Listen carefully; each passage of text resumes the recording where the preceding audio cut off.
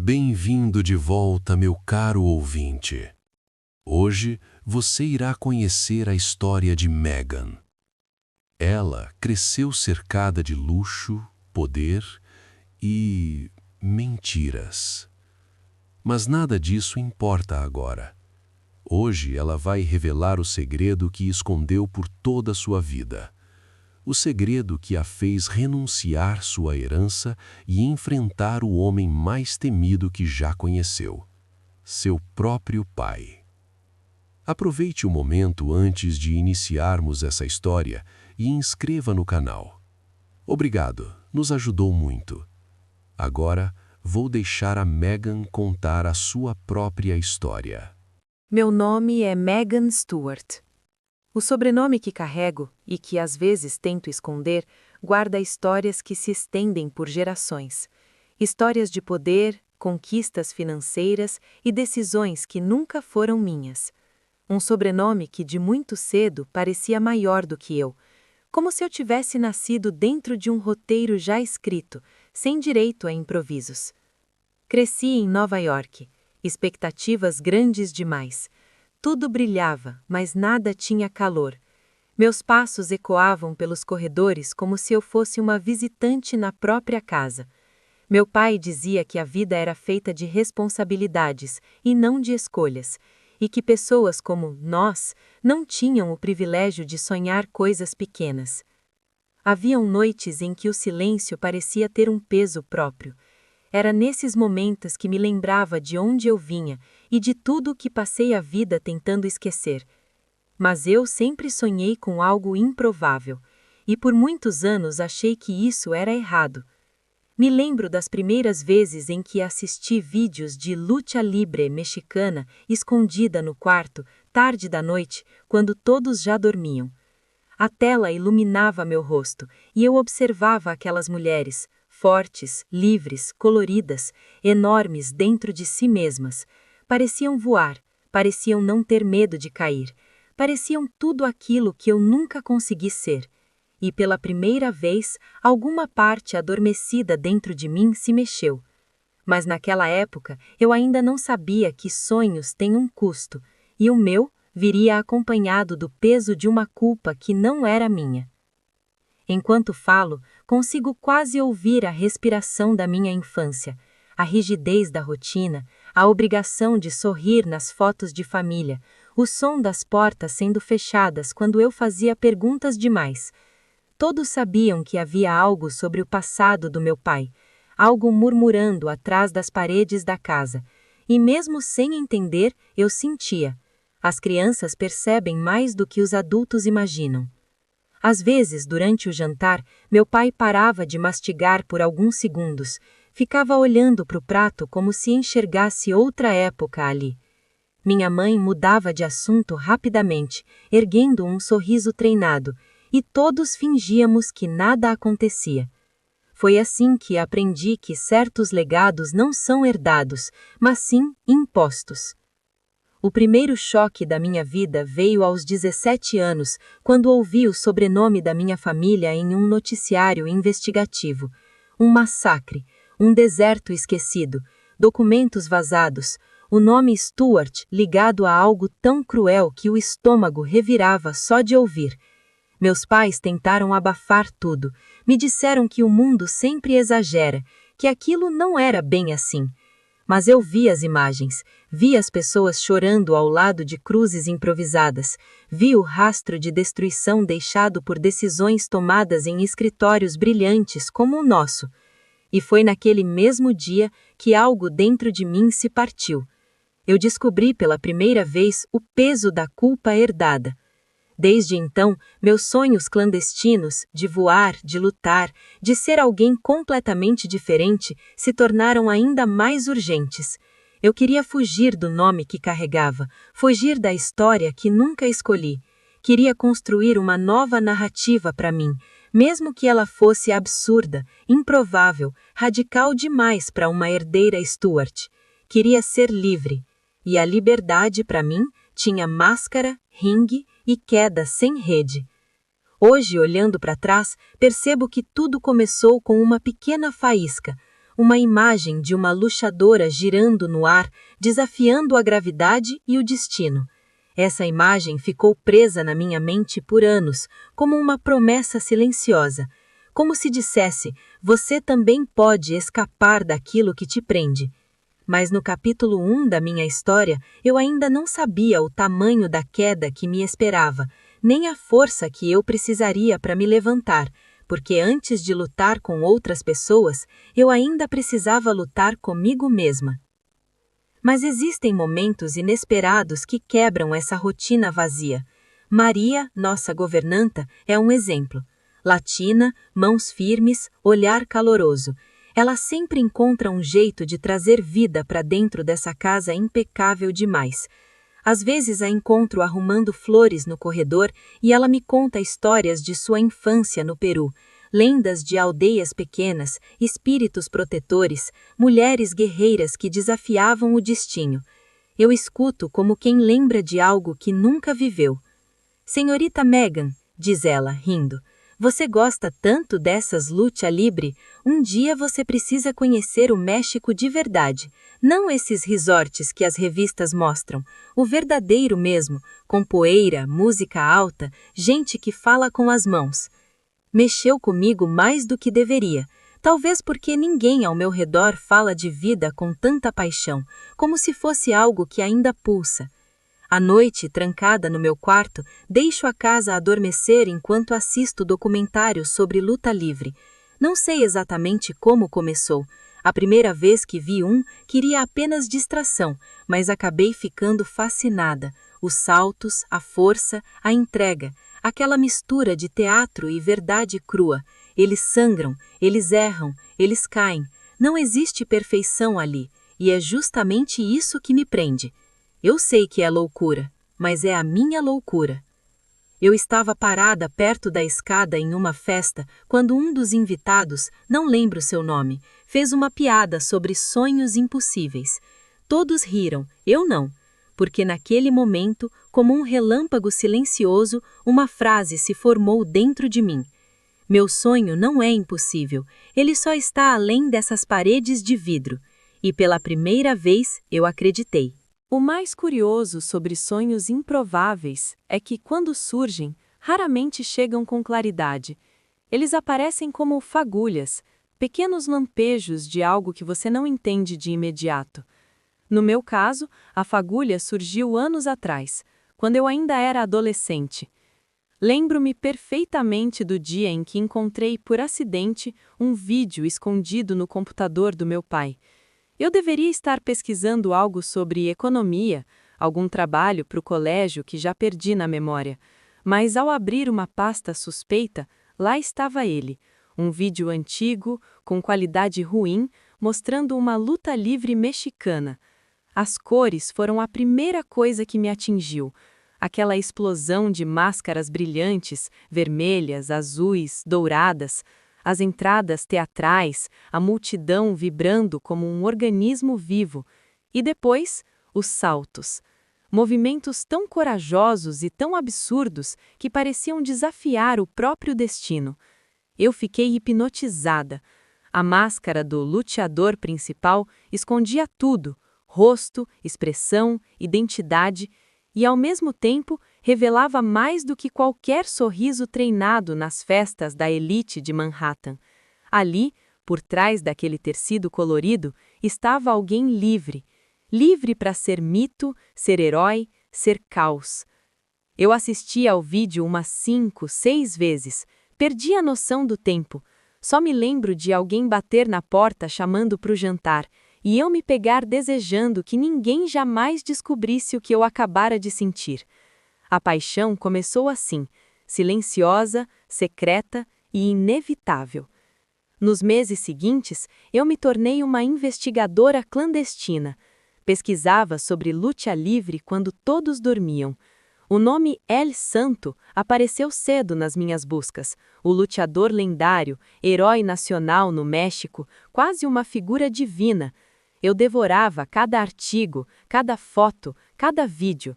Havia algo de quase espiritual naquele mundo, uma mistura de mito, suor e humanidade. foi quando comecei a colecionar máscaras. No início, eram compras tímidas em lojas online obscuras. Depois me arrisquei a visitar feirinhas culturais escondidas em bairros onde a elite nunca colocava os pés. Eu sempre ia de boné, óculos escuros, cabelo preso, como se estivesse cometendo um crime. E talvez, para o mundo da minha família, fosse. Lembro-me da primeira máscara que comprei, vermelha com detalhes prateados. Quando coloquei no rosto, sozinha no meu quarto, senti algo estranho, como se o tecido moldasse não só a pele, mas partes adormecidas da minha alma. Quase chorei, e não sei explicar exatamente por quê. Aos 16 anos, tive minha primeira aula de luta, em segredo, claro. Encontrei uma academia pequena próxima do meu bairro, administrada por imigrantes mexicanos. Era o oposto completo do meu universo habitual. Nada brilhava ali.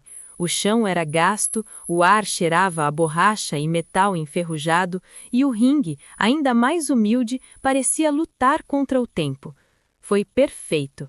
O treinador, Ramírez, tinha mãos enormes e um sotaque carregado. Ele me avaliou com um olhar desconfiado quando entrei. "Você tem certeza que está no lugar certo, menina?" perguntou. Eu deveria ter ido embora, mas algo dentro de mim falou primeiro. "Quero aprender." Ele riu, o riso seco de quem já viu muitos desistirem no primeiro tropeço, mas ainda assim me deixou tentar.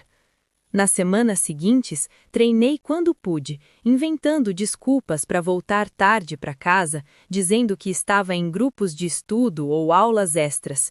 Ali, no tatame gasto, eu tropeçava, caía, levantava, a respiração ficava pesada, o suor queimava nos olhos e cada músculo reclamava do esforço a que nunca havia sido exposto.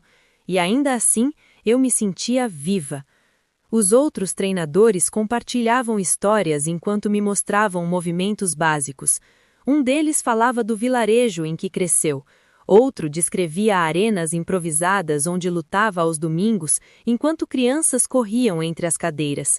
Eles falavam do México com uma mistura de saudade e orgulho. E enquanto escutava, eu percebia. Aquela paixão não era apenas sobre luta livre, era sobre identidade, raízes, liberdade. Coisas que eu nunca tive. Em casa, meu mundo seguia impecável demais. Os jantares em restaurantes Michelin, os vestidos escolhidos à medida, as conversas que giravam sempre em torno de negócios, reputação e aparências. Eu sorria, educada, mas minha mente estava longe, tentando repetir mentalmente o movimento que Ramírez me ensinara aquela tarde, ou imaginando como seria me jogar das cordas de um ringue real. A diferença entre os dois mundos era tão grande que às vezes eu achava que vivia duas vidas paralelas. A Megan que todos conheciam era a mesma de sempre, refinada, comportada, impecável. Mas por dentro, outra versão de mim respirava, uma com os joelhos arranhados, os braços doloridos e o coração cheio de adrenalina. À noite eu trancava a porta e praticava, erros atrás de erros.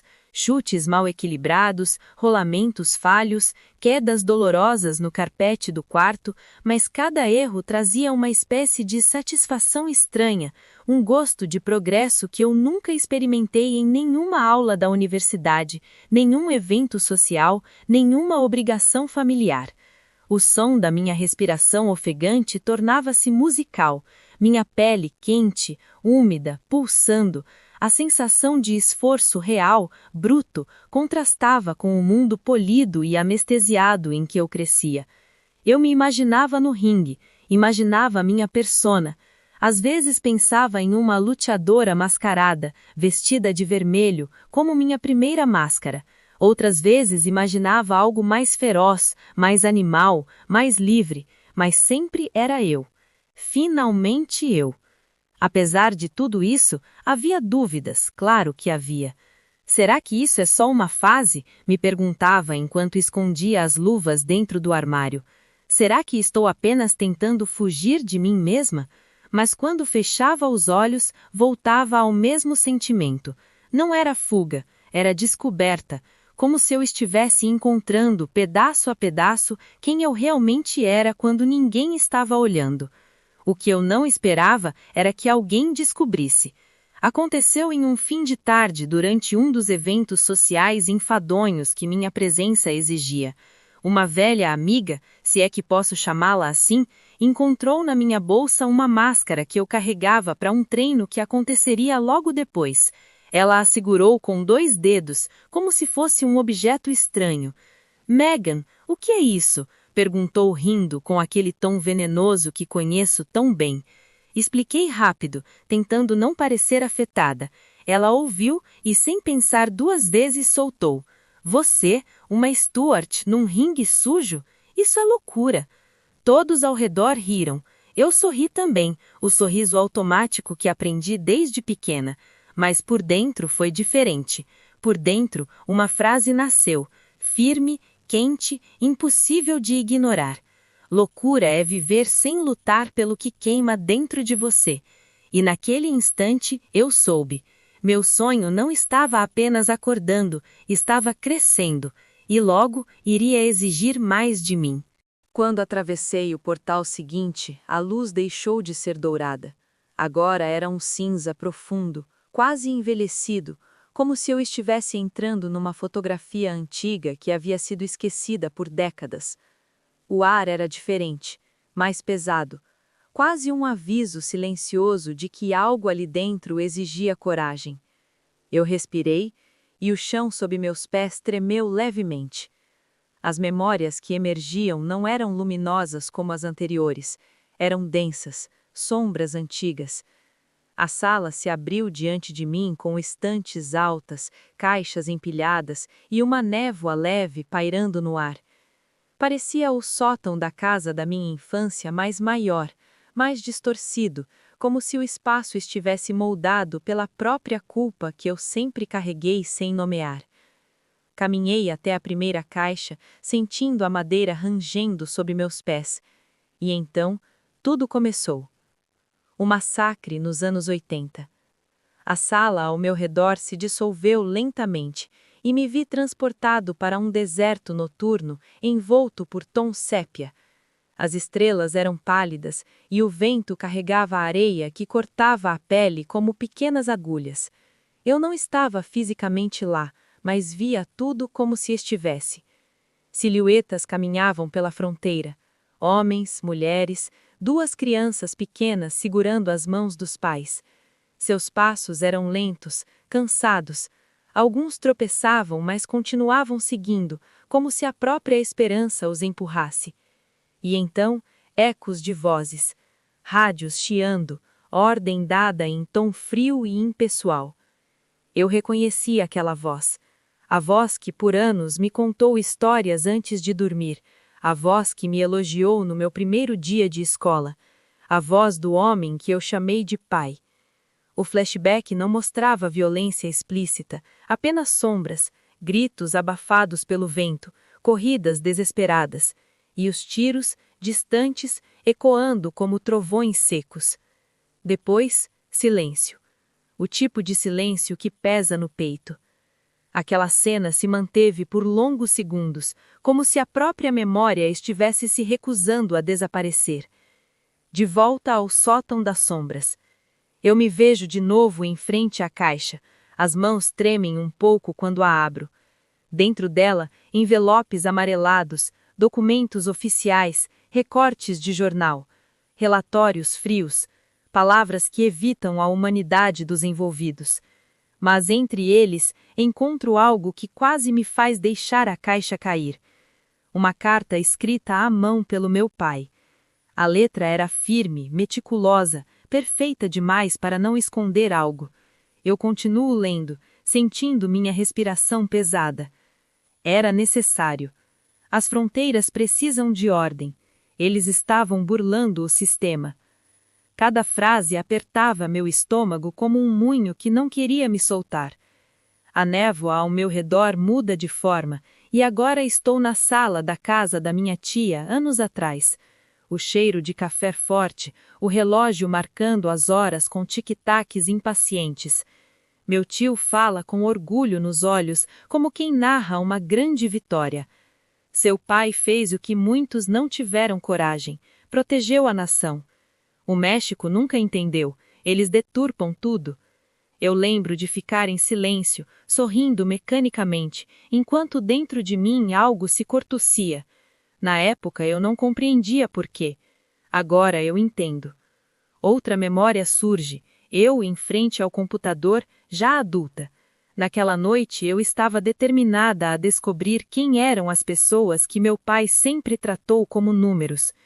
Eu encontrei famílias, histórias inteiras interrompidas, pequenos detalhes que me rasgavam por dentro. Um homem que sonhava em abrir um restaurante em Los Angeles, uma mãe que queria reencontrar a irmã depois de 10 anos, 2 crianças que colecionavam conchas e desenhavam o mar.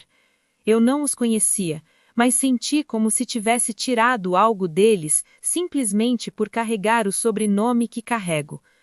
A dor da herança. Na sala começo a andar em círculos enquanto minha mente lateja com pensamentos que eu nunca tive coragem de formular em palavras. Como posso amar alguém que causou dor a tantas vidas? Será que parte de mim é feita das mesmas sombras? E como posso sonhar em me tornar uma lutadora, abraçando uma cultura que meu próprio pai ajudou a ferir? O nó na garganta é tão forte que preciso parar e apoiar uma mão na parede. A sala parece pulsar ao ritmo da minha angústia. Sinto a náusea vindo, não física, emocional, como se meu próprio corpo rejeitasse a verdade que eu tentava absorver. Vejo novamente o deserto. Vejo as silhuetas. O vento uiva como lamentos antigos. E então, tudo começa a dissolver-se em chuva. A cena se distorce, escurece, e eu estou de volta no meu quarto anos atrás, ouvindo a chuva bater na janela como lágrimas que o mundo chorava por mim. Aquela noite mudou algo dentro de mim. Eu sabia, mesmo que na época eu ainda não conseguisse entender o que. A chuva continua caindo quando a memória final do capítulo se forma. O jantar familiar. Mesa longa, taças brilhando. Ninguém fala alto, mas eu sinto um peso que me empurra para baixo. Meu pai olha para mim com um olhar misto de desaprovação e preocupação. Ele sente que estou distante, que algo em mim está mudando, e então diz: "O México nos odeia por razões que você não entende. Fique longe disso, por favor." A mesa toda fica em silêncio, e eu sei, naquele instante, que meu caminho está prestes a se afastar do dele de forma irreversível. Eu sempre acreditei que o silêncio era apenas ausência de som. Mas naquela fase da minha vida, descobri que o silêncio podia ser um peso, uma presença constante, pressionando o peito, acompanhando-me aonde quer que eu fosse. Era como se meus próprios pensamentos tivessem se tornado corredores longos, ecoando dúvidas que eu não conseguia ignorar. Foi por isso que procurei ajuda, não por coragem, mas por exaustão. A sala era pequena, acolhedora, iluminada por uma lâmpada âmbar que projetava sombras suaves nas paredes. A terapeuta nunca soube meu nome verdadeiro. Eu aparecia usando pseudônimo, pagava em dinheiro e falava apenas o necessário. Sentava-me naquela poltrona sempre com as mãos frias, como se carregassem gelo. "Então, você disse que tem pensado em escolhas difíceis", ela dizia com uma calma que às vezes me irritava por ser tão constante. Eu respirava fundo e deixava as palavras escorrerem devagar, como quem abre a válvula de um reservatório que ameaça explodir. É como se uma parte de mim gritasse por liberdade e a outra parte fosse feita de correntes antigas, respondi certa vez. Ela pede mais detalhes. Não dou. Falo apenas sobre um sonho que não faz sentido para alguém como eu e um passado familiar que me deixa nauseada. Não menciono máscaras, nem o ringue. Não menciono o deserto, nem as sombras do massacre. mas ela percebe. Sempre percebe. Você tem medo de trair alguém, observa. Tenho, admito. E percebo que é a primeira verdade que digo em semanas. Quando não estava na terapia, buscava respostas nos ombros de amigos que, sem saber, carregavam pedaços de mim. Clara, minha amiga de infância, rica, disciplinada, alinhada com o mundo da elite, dizia: esse negócio de luta livre, Megan, isso é instável, perigoso. Seu futuro já está garantido. Para que correr atrás do caos? Eu sorria, mas por dentro sentia como se uma porta se fechasse. Já Javier, meu colega da faculdade, filho de imigrantes mexicanos, sempre me incentivava sem sequer desconfiar do pano de fundo. Liberdade é pagar o preço do que se ama. O resto é só sobrevivência. Megan, só isso. Então, havia noites em que me deitava com a voz de Clara ecoando e outras madrugadas em que a voz de Javier era a única coisa que me mantinha acordada. No fim das contas, nenhuma resposta encaixava no espaço em branco dentro de mim. Dormir se tornou um campo minado.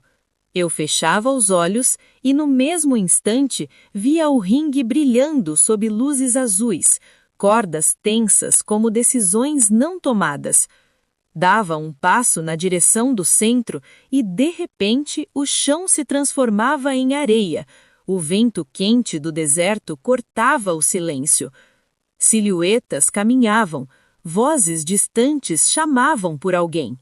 Às vezes eu tentava correr, às vezes tentava lutar, mas sempre acordava com o coração acelerado, como se tivesse atravessado mundos em poucos minutos, e não sabia mais de qual deles eu realmente pertencia.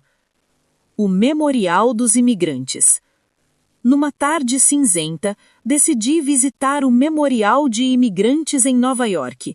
A neve fina caía lenta, como cinzas silenciosas de histórias que ninguém queria lembrar. O memorial era simples, quase humilde, mas carregava um peso que nenhuma arquitetura grandiosa conseguiria sustentar. Havia placas com nomes, fotografias borradas pelo tempo, relatos curtos gravados em pequenas placas de metal. Eu me aproximei de uma senhora idosa que segurava um lenço contra o vento-gelo. Percebi que ela olhava fixamente para uma foto. Ele era meu irmão, disse sem que eu tivesse perguntado. Sua voz estava quebrada, mas firme. Ele só queria trabalhar. Só isso. Eu não respondi. Não conseguia. Era como se cada palavra dela mergulhasse em mim como um espelho apontado para meus medos. Outra vez, um homem me contou sobre a avó, que desapareceu na travessia nos anos 80. Ele falava com tristeza e orgulho, como se ela tivesse sido um sonho interrompido no meio da frase. Eu absorvia tudo em silêncio, lutando contra o impulso de vomitar a verdade. Meu pai fazia parte disso. Mas eu não disse. Fiquei muda, como sempre. Nas semanas seguintes, caminhei muito. Andava sozinha pelas ruas nevadas de Nova York, com o som abafado dos carros ao longe e o estalar da neve sob meus pés.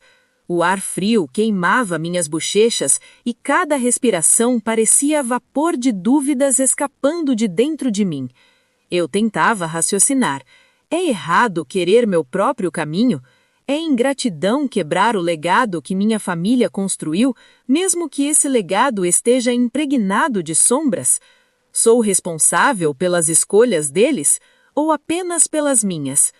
O vento nublado balançava as árvores secas dos parques e eu me sentava em bancos congelados, olhando meu reflexo distorcido em lagos semi-congelados. Meu rosto parecia fragmentado ali, partes minhas flutuando em direções diferentes, e eu não sabia qual delas me chamava mais alto.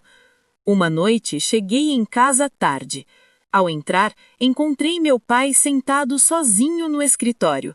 As luzes estavam apagadas, só a lareira projetava sombras avermelhadas no rosto dele. Ele parecia menor, frágil até. Por um instante, achei que ele estava chorando, mas quando me aproximei, percebi que eram apenas os olhos cansados. Megan, disse meu pai com a voz rouca, às vezes a gente faz o que acha certo e vive com isso, mesmo que doa. Eu não sabia se ele falava do passado, do presente ou de algo que temia que eu estivesse prestes a fazer.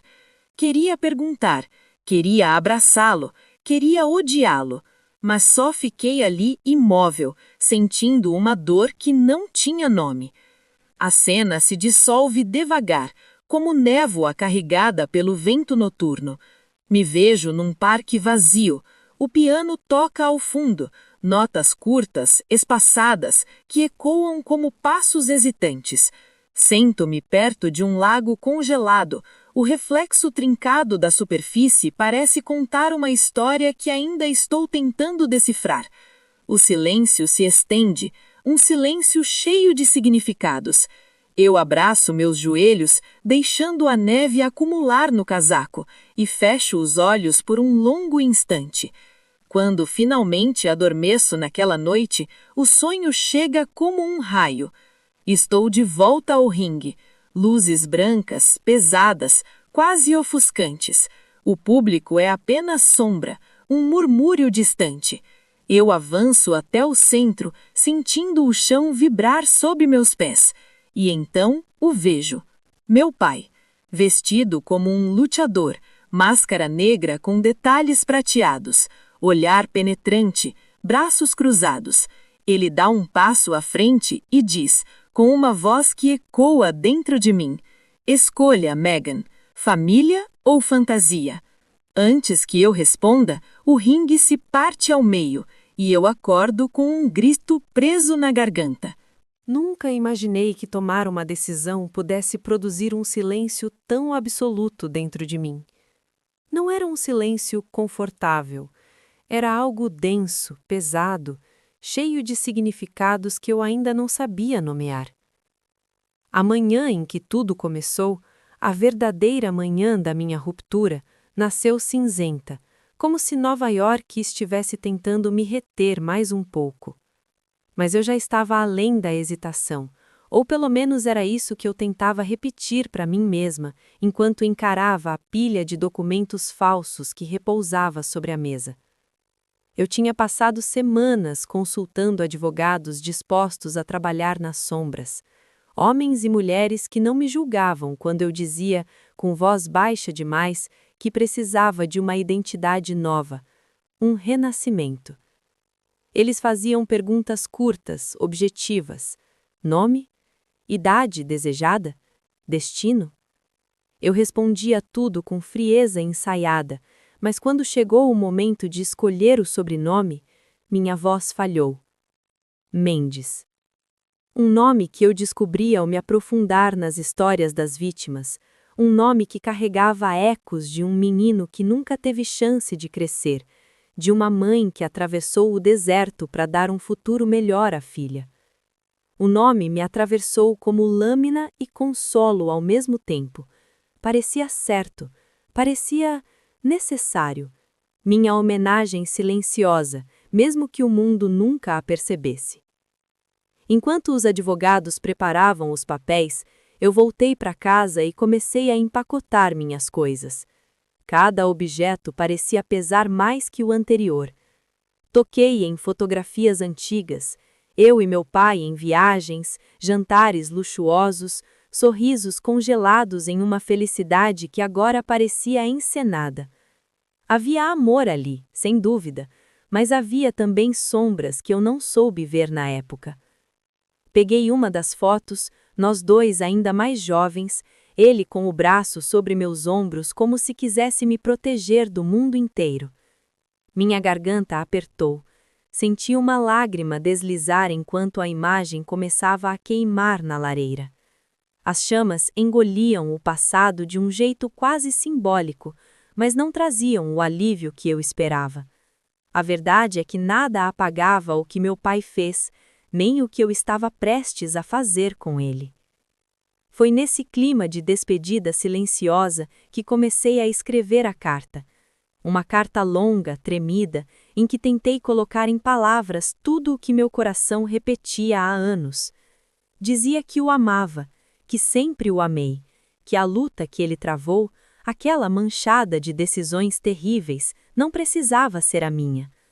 Falei sobre sonhos, liberdade, medo, e decepcionei-me ao notar como minha letra parecia de alguém mais jovem, como se eu estivesse regredindo emocionalmente ao confessar tudo aquilo. Dobrei a carta com cuidado e deixei sobre a escrivaninha, sabendo que seria a última coisa minha que ele tocaria por muito tempo. Os dias seguintes foram preenchidos por despedidas que não podiam ser nomeadas como tais.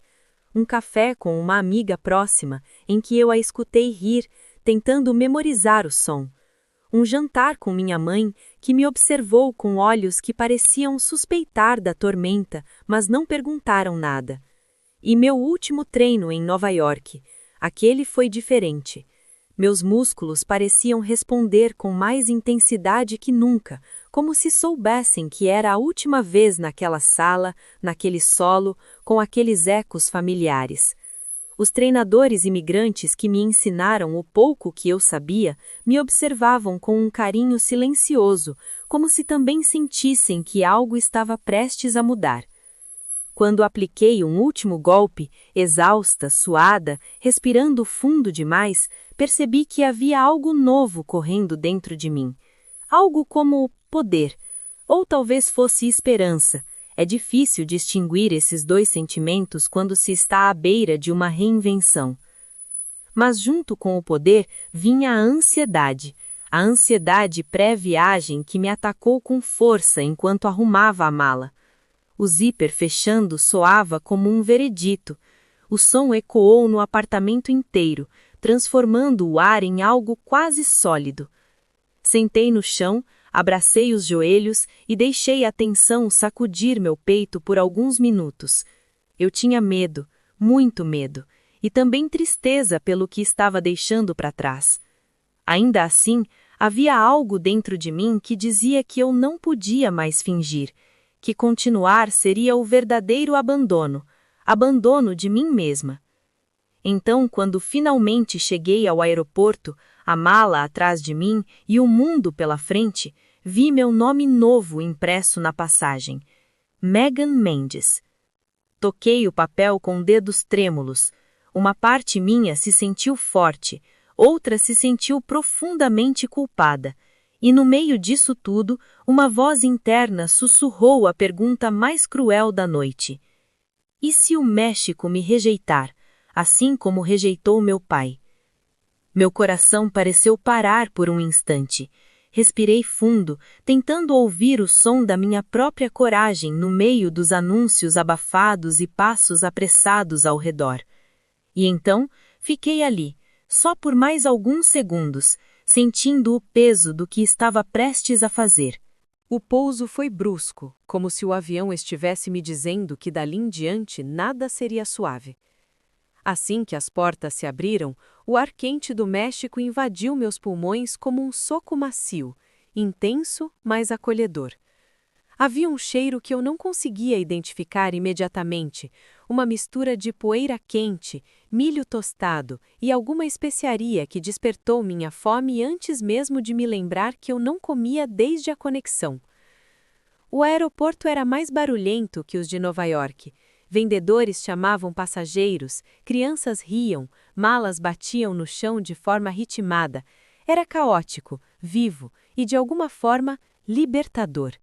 Eu estava longe demais para voltar, e perto o suficiente de uma versão de mim que eu ainda não conhecia. Quando atravessei as portas automáticas rumo ao lado de fora, o mundo explodiu em cores. Tacos sendo preparados diante de mim com destreza hipnotizante, o vapor subindo no ar, o chiado da carne na chapa, o cheiro de coentro fresco. Ônibus pintados à mão passavam com músicas altas e um grupo de rapazes improvisava rimas em espanhol na calçada. Tudo vibrava, tudo parecia dizer: Bem-vinda, estrangeira, vamos ver do que você é feita. Me senti pequena, desprotegida, mas também viva como nunca. A pousada onde me hospedei ficava em uma rua estreita, iluminada por lâmpadas amareladas que pareciam cansadas. Era simples, com paredes descascando e um ventilador antigo que fazia mais barulho do que vento. A dona, uma senhora baixinha chamada Rosalia, falava rápido demais para mim, mas sorria de um jeito que me fez sentir menos intrusa. Eu balançava a cabeça, sorria de volta e usava meu espanhol torto para dizer que ficaria por unos dias. Desfiz a mala sob o zumbido do ventilador. Ali, sozinha no quarto de paredes sem quadros, percebi o tamanho da minha aposta. Nova York já parecia um sonho esquisito, um do qual eu acabara de acordar. Nos dias seguintes, a barreira linguística se tornou minha sombra. Eu entendia frases, mas tropeçava em respostas. Algumas pessoas riam, não por maldade, mas pela estranheza de ver alguém tão deslocado tentando se encaixar. Cada erro era uma picada no meu orgulho, cada pequena vitória uma centelha de pertencimento. Foi um jovem da pousada, Ernesto, quem me mostrou a primeira academia local. Ele me conduziu por ruas lotadas, cheias de murais coloridos, caveiras floridas, deuses astecas reimaginados, wrestlers mascarados em poses dramáticas. Parecia que cada parede da cidade contava um pedaço da história que eu estava tentando entrar. A academia ficava dentro de um galpão improvisado. Lá dentro o calor era sufocante e o cheiro de suor parecia impregnado nas paredes. Homens e mulheres treinavam com intensidade, corpos pulando, rolando, caindo, se levantando, como se desafiassem constantemente a própria gravidade. E todos eles mascarados. Os luxadores me observaram como se avaliassem se eu era inteira ou apenas mais uma turista exótica em busca de história para contar. Quando comecei a treinar, eles não pegaram leve. Pelo contrário, me testaram desde o primeiro segundo. Cada queda era uma lição, cada golpe evitado um triunfo, e aos poucos fui ganhando respeito, não pelos meus movimentos, ainda desajeitados, mas pela minha insistência em levantar, mesmo quando meus joelhos gritavam e meus braços tremiam. Foi ali que conheci alguns dos meus primeiros amigos mexicanos. Javier, que acreditava que sua máscara carregava a alma de seu avô, Lucia, que combateu o abandono se tornando mais feroz que seus oponentes, e o pequeno Mateu, o mais jovem da academia, que me contou lendas sobre lutadores que literalmente desapareceram depois de derrotas vergonhosas. Histórias exageradas, eu sei, mas ditas com uma convicção tão pura que se tornavam quase reais. Nos fins de tarde eu caminhava sozinha por Tijuana. As luzes de neon, o cheiro de fritura, o movimento infinito das pessoas indo e vindo sem olhar para trás, tudo isso criava uma vibração que eu nunca tinha sentido em Nova York. Era como se a cidade estivesse em constante transformação, suja, caótica, bela e verdadeira. Exatamente o tipo de lugar onde alguém como eu poderia desaparecer sem levantar suspeitas. Mas a liberdade vinha acompanhada de solidão. Às vezes eu parava diante de uma vitrine qualquer e sentia o peso do anonimato apertar meu peito. Eu tinha fugido do meu velho mundo, mas ainda não tinha encontrado um novo, e entre esses dois pontos eu existia como um fantasma tentando respirar de novo. Certa noite, após um treino exaustivo, sentei-me no canto do galpão, com as mãos sujas de pó e suor escorrendo pelo queixo. Foi quando o treinador mais velho, Dom Aurélio, se aproximou. Ele tinha cerca de 70 anos, pele enrugada como couro antigo e olhos que pareciam enxergar dentro das pessoas. Ele se abaixou, apoiou um joelho no chão e disse com voz firme, mas curiosamente afetuosa: "Aqui, as máscaras escondem segredos, mas o passado sempre luta de volta." A frase fez o ar ao meu redor parecer mais denso. Senti minha respiração vacilar. Ele não sabia nada sobre mim, não podia saber, mas mesmo assim parecia que sabia tudo. O mundo ao redor ficou silencioso por um instante, como se até os sacos de pancada estivessem esperando minha reação. E eu, pela primeira vez desde que cheguei ao México, encarei a possibilidade de que não importa quão longe eu corra, alguns fantasmas cruzam fronteiras conosco. Eu ainda lembro do cheiro do tecido da minha máscara naquela noite. Um misto de tinta fresca, suor nervoso e algo que parecia destino. La Redentora. Esse nome ecoava na minha mente como uma promessa ou uma sentença. Quando olhei meu reflexo no espelho do vestiário, vi duas versões de mim sobrepostas. Megan, a filha de um homem marcado pelo passado, e essa nova persona que ousava enfrentar o mundo sem pedir permissão. O som da multidão vibrava pelo chão de concreto, subindo pelas minhas pernas como eletricidade. Cada grito atravessava as paredes e fazia meu coração pulsar mais rápido. Eu respirei fundo. O tecido da máscara se moldou ao meu rosto, grudando em cada curva, como se quisesse lembrar-me de quem eu escolhi ser e de quem eu precisava deixar para trás. Quando entrei na arena, a luz me cegou por um segundo, mas o rugido do público, esse eu senti inteiro. Era uma onda quente, violenta, acolhedora e assustadora ao mesmo tempo.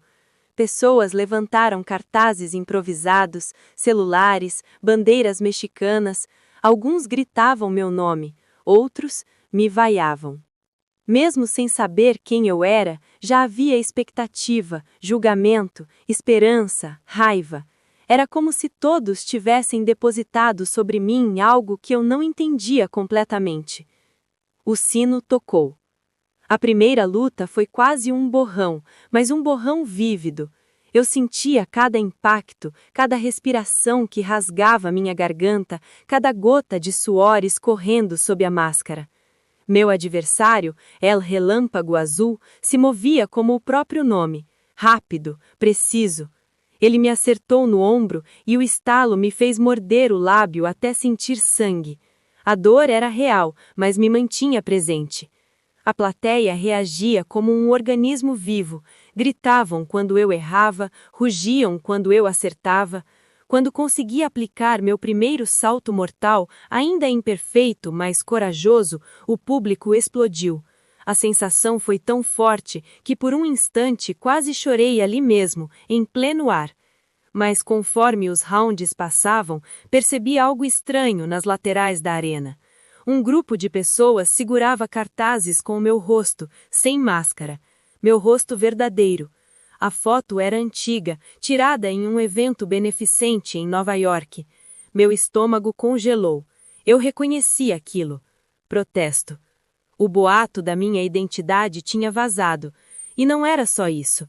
Nas primeiras fileiras, notei 3 pessoas com expressões duras, segurando um banner com nomes, sobrenomes que eu lembrava dos documentos que tinha encontrado no sótão da minha família. Descendentes de vítimas. Estavam ali para me ver cair, ou para exigir respostas. A luta continuava, mas minha mente começou a viajar entre golpes e memórias. Flashbacks vinham em rajadas, o sótão frio, as cartas manchadas de tempo, o cheiro de poeira e segredo, meu pai ordenando a operação, a imagem das silhuetas no deserto, o vento cortante, os tiros distantes, minha respiração entrecortada naquela noite chuvosa em meu quarto, quando finalmente entendi tudo. O passado sempre luta de volta. A voz de Dom Aurélio ecoou na minha cabeça. Quando o sino final tocou e o público se pôs a pé, eu estava exausta demais para comemorar. Não sabia se tinha vencido ou simplesmente sobrevivido, mas havia algo que eu sabia com absoluta clareza. Eu não podia fugir mais. Foi então que o apresentador anunciou que eu tinha direito ao microfone para a fala final, um momento típico dos luchadores para homenagens ou provocações. Mas para mim, seria outra coisa. Minhas mãos tremiam, o microfone parecia pesar toneladas. Eu dei alguns passos até o centro da arena. A luz se ajustou, o silêncio caiu como uma cortina. Respirei fundo e falei, minha voz abafada pela máscara. Eu sei que muitos aqui têm dúvidas sobre quem eu sou e por que estou aqui. A plateia reagiu, murmúrios, tensão, expectativa. Meu nome verdadeiro carrega um peso que não escolhi, mas também não posso negar. Alguns gritos surgiram. Vi os descendentes das vítimas na primeira fileira, olhando para mim como se eu fosse um espelho rachado do passado. Continuei, sentindo lágrimas queimarem atrás da máscara. Meu pai fez coisas horríveis, coisas que demorei anos para entender, e fugir não apagou nada. Eu não vim ao México para me esconder, vim para enfrentar isso, para confrontar quem eu fui criada para ser. Minha voz falhou. Alguém do público gritou, mostra o rosto. Eu hesitei. Minha mão foi até a máscara, mas eu sabia que tirá-la seria fácil demais, um gesto teatral. A redenção precisava ser mais profunda, mais honesta.